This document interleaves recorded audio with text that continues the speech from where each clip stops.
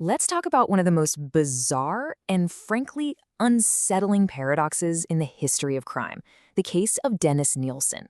Now, this is a guy who was one of Britain's most notorious serial killers. He murdered at least 15 young men, and he showed basically no remorse for it. But when his dog, a little dog named Bleep, died, he was reportedly completely heartbroken, just overcome with grief.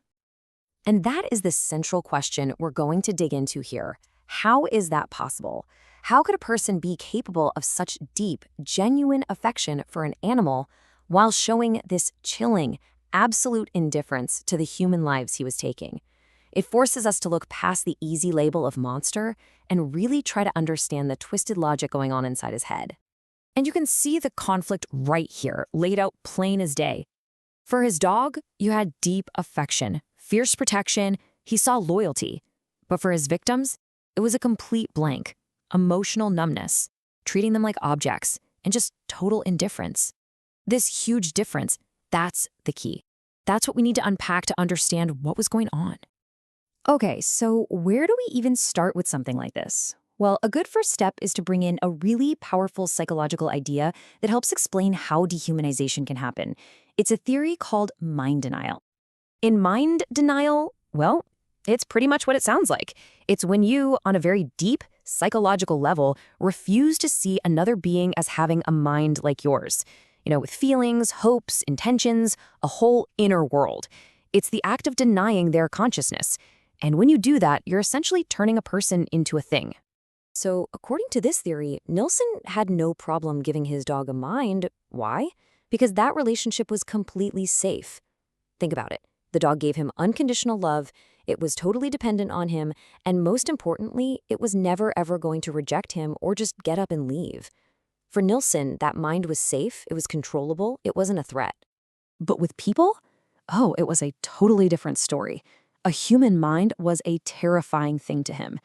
His victims were independent, they were unpredictable, they could reject him, they could leave him at any moment, and that triggered this deep, profound fear of abandonment he had. So his brain's defense mechanism was basically to just flick a switch. He denied they even had a mind, and that turned them into objects he could control. Now that sounds like a pretty clean explanation, doesn't it? It seems to fit.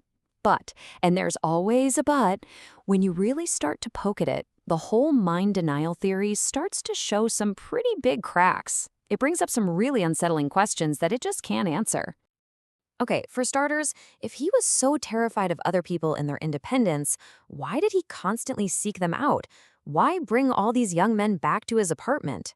He was literally chasing the one thing that scared him the most. It's a huge contradiction. It just doesn't add up. And this leads to an even bigger, more disturbing question. If his main goal was just to stop them from leaving, why kill them? Why not just imprison them? I mean, killing them seems to defeat the whole purpose of keeping them around. And this is where we realize that mind denial isn't enough. We need to go deeper to get to the real, chilling truth. You see, the problem wasn't just if he saw a mind in his victims or not. That's too simple. The real issue, the deeper answer, is all about the completely messed up way he understood the very idea of a relationship. So to really get Nilsen, we have to move beyond mind denial and look at something we could call his relational architecture.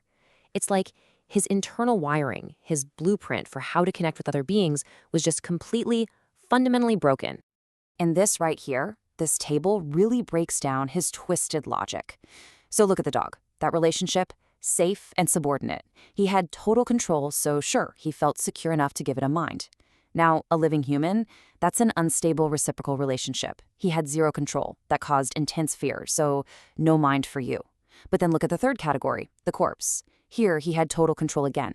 And in that state, he could imagine a mind, create a relationship entirely on his own terms, which brought him relief. The common thread through all of this? Control.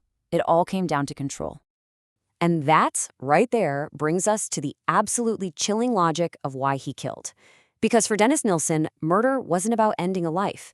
It was about changing the relationship into a form that he could finally handle. Okay, so let's circle back to that big question. Why not just lock them up? The answer is terrifying. Imprisoning someone would mean he'd have to deal with a living, resisting mind every single day. A person who is scared, angry, fighting back, unpredictable. For Nilsen, that would have been a constant psychological nightmare. But murder? Murder solved that problem.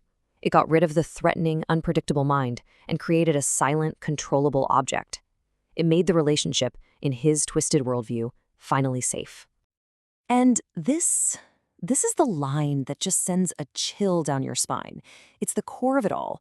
For Dennis Nilsen, murder was not an act of destruction. It was his horrifying act of preservation. It was his own bizarre, horrific way of hitting the pause button, of stopping time, eliminating the threat of being left, and locking someone into a permanent relationship that he, and only he, could control.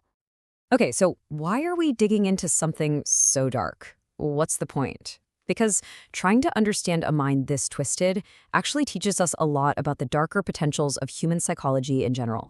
So, what do we take away from this? Well, we learn that this whole idea of giving or denying someone a mind can actually be a defense mechanism, a tool for protecting ourselves emotionally. We see how someone's basic freedom and autonomy can feel like a fundamental threat to a damaged mind. It shows us that dehumanization isn't just some abstract evil. It can start simply as a way to manage our own anxiety. And maybe the most terrifying lesson of all is how that basic human need for connection can get warped by an extreme need for control and turn into something truly monstrous.